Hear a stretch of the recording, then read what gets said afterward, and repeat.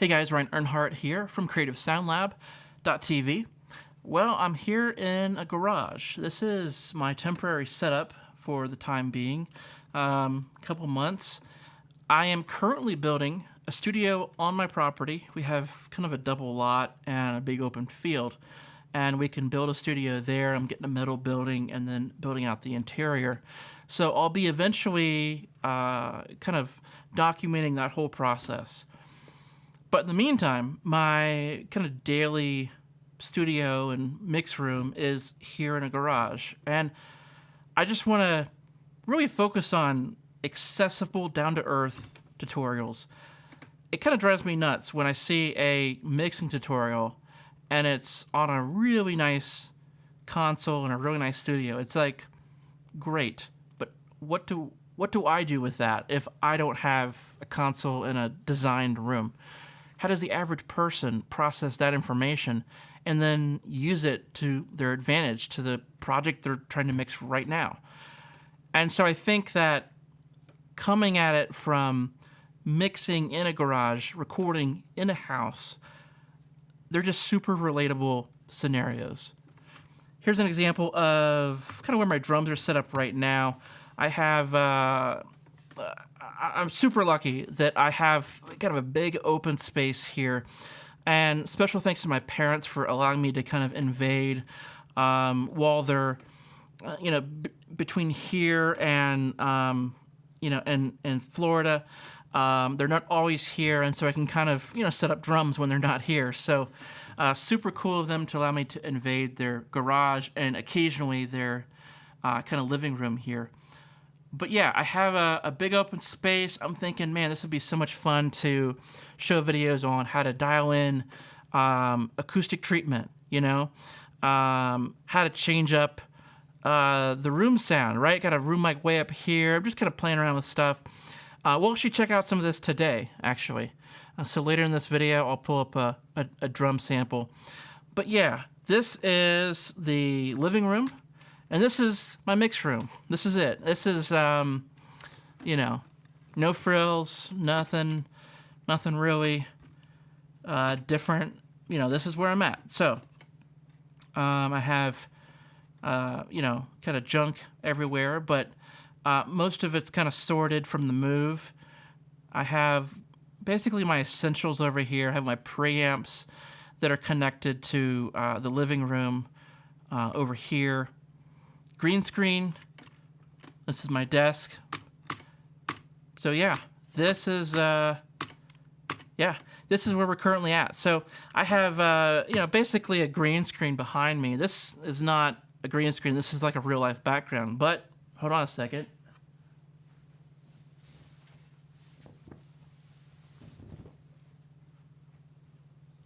Haha. Yeah. So I don't know if this looks cheesy or not. I don't know if I'll use it.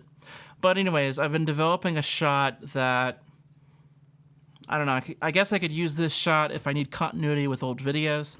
But I also wanted to do more of a DAW-based shot where, let's see here, where it's more of this kind of thing. There we go. Yeah, so I don't know. I'm just going to experiment with shots here. We'll see what sticks, what doesn't. If the shot looks too bad, with the green screen, I'll just figure something else out. But let's see. I don't even know if I can do the green screen. I can't even show you the green screen. Whatever. So here's some drums. Yep. Okay. Here's some drums in the new room, so to speak. Let's check them out.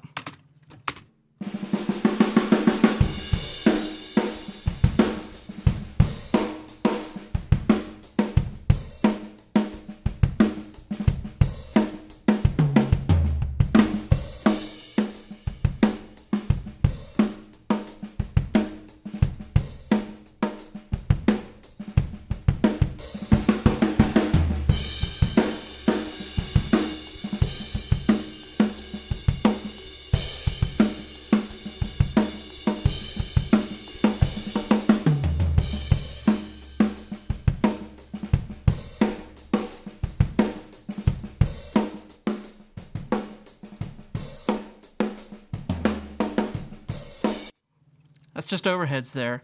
And I'm going to be bringing up in future videos about some of this stuff here. I recently talked about, in the video about recording drums and getting great sounds, cheap mics. It was like a month ago. And I talked about the 3 layers of the snare sound. We have the close mics, the top and bottom. Then we have kind of a medium layer, which is the overheads. It's very important to the snare sound. But then we have the room sound. So we have those 3 layers. And I mean, right away, I'm thinking, wow, you know, this room is a bit too lively. It's not really a defined layer. The overheads almost sound like room mics at this point.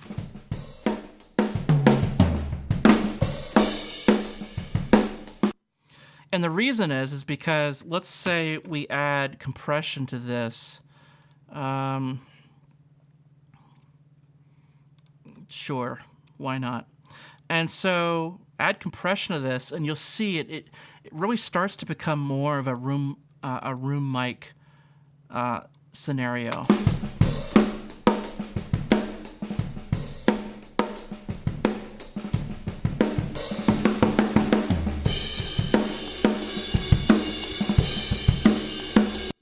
Yeah, so it's just going to pull up the room sound. So it makes it harder and harder to mix. It's almost like a vocal that is done in a live room, right? And by live, I mean like reverberant room. And the more compression you add, the more it just kind of brings up that room sound, and it just kind of sounds sloppy. Same kind of thing, but overheads. You know, this is a great room sound, or a great drum sound overall. I mean, it's hard to complain, but yeah, it's a little bit too reverberant. And that's how I would judge that. So let's go back again.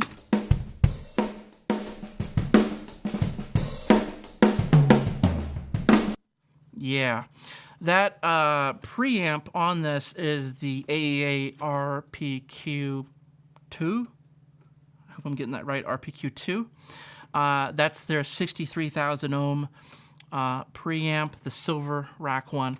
And I found that had a really nice low end in that floor tom. I tried it on the ASAs at first. It had really nice color, but the AA had more detail.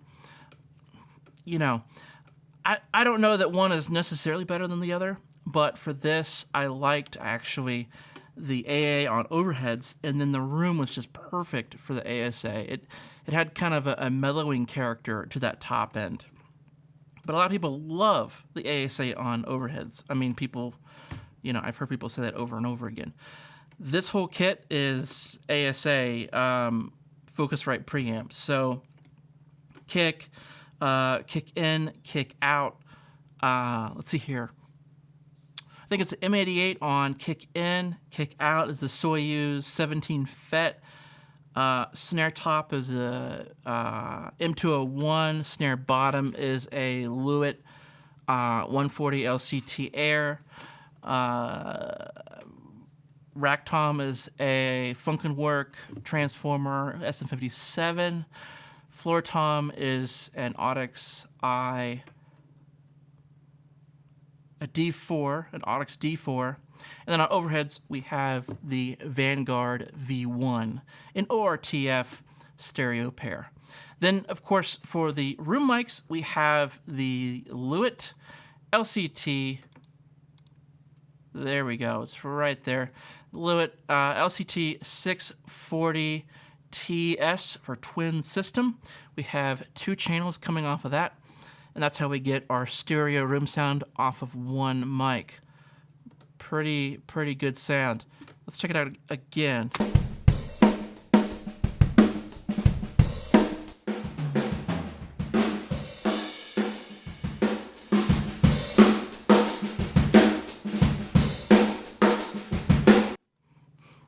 Yeah, it's a great sound. Then going on to kick.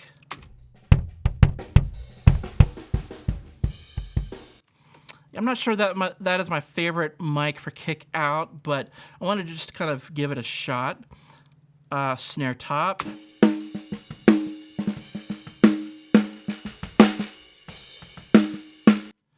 can actually hear that attack there. That's the ASA. It's like a transformer. It's a very kind of heavy on that transformer type vibe. Toms.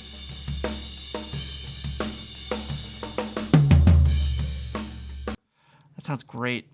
Again, I think a lot of that sound is the Smooth White Emperor on the top, but then a lot of it is the ASA preamps. You're not having holes in the audio.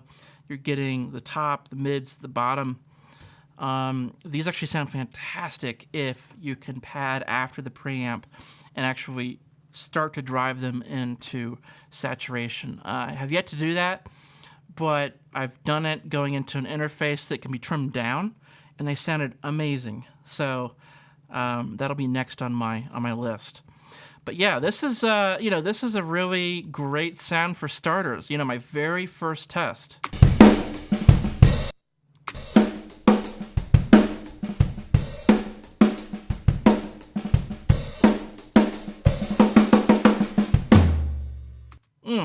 Great floor tom. And what I've noticed is that the drums sound drier as I'm playing them. So it's weird. It's like a bigger room sounds less roomy. And I've heard this described before where an engineer will pick a smaller room because they want more excitement out of the drums. The closer you are to the walls, the more excitement and room sound you're going to get. And there's a thing that kind of happens where if you get too long of a reverb, it doesn't really kind of stick to the drum sound. It's almost a part of something else. It's just a long, almost like a drone underneath the sound of the drums. But a smaller room almost becomes a part of those short drum sounds. And with a short room sound, it kind of sticks to the drum sound a little better. And then when you add compression, it just kind of nicely massages that and makes it sound big and exciting. I think this is on the verge of being too big, but I think we can tame the room down just a little bit and get a really cool, great sound. So we'll be exploring that more. But I mean, overall, like I've noticed that like the floor tom, I have not been able to get that fullness out of a smaller room because I'm always fighting some sort of cancellation from the ceiling, from the walls. I don't know what it is, but I'm really getting some fullness out of the floor tom, which is very interesting. Usually it's like, the high tom is like really full, the low tom is really almost canceled out somehow by ceiling. And so, yeah, I'm really excited about that. Yeah, so this is where I'm at. I've taken a couple weeks to set up the studio here. Really excited to show you some new videos and new content. Let me know the stuff that I should try out here in the new studio. Okay, talk to you in the comments below. Talk to you soon.